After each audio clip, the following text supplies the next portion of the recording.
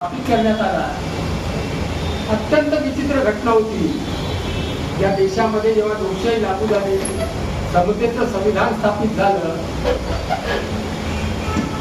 त्या देशामध्ये त्या प्रक्रियेमध्ये काही जजही होते सामील, स्थापित केलं आणि देशामध्ये एक परत एक सामाजिक न्यायाच्या चळवळीचं जे फुले शाहू आंबेडकर, पेरियार, लोहिया यांच्या विचारांचं जे काही ज्या ज्या ठिकाणी प्रक्रिया चालू होती त्यांचा आणखीन एक त्याला आयाम मिळाला आणि एक चळवळी वाढायला लागल्या पूर्ण देशामध्ये।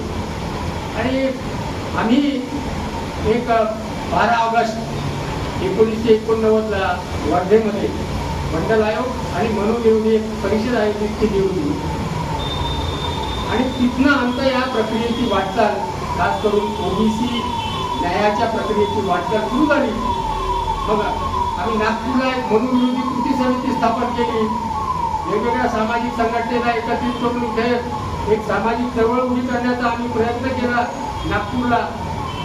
आणि त्याच वेळी माननीय व्ही.पी. सिंगांच्या नेतृत्वामध्ये दिल्लीला एक जनता दलाच्या नेतृत्वामध्ये सरकार स्थापन झालं। त्यांच्या मॅनिफेस्टोमध्ये ओबीसींचा आरक्षणाचा मंडल कमिशनच्या लागू करण्याचा त्यांच्या घोषणापत्रामध्ये वादा होता, तो विषय समोर आला। आणि मग एक आमच्या मनोविरोधी आंदोलनामध्ये आमचा हा एक विषय होता ओबीसीच्या समोर की समतेचं आपल्याला जर पर्व निर्माण करायचं असेल, ओबीसीच्यासाठी न्यायाचा एक पर्व निर्माण करायचा असेल तर देशामध्ये ओबीसीच्या न्यायाचा मंडल आयोग लागू झाला पाहिजे।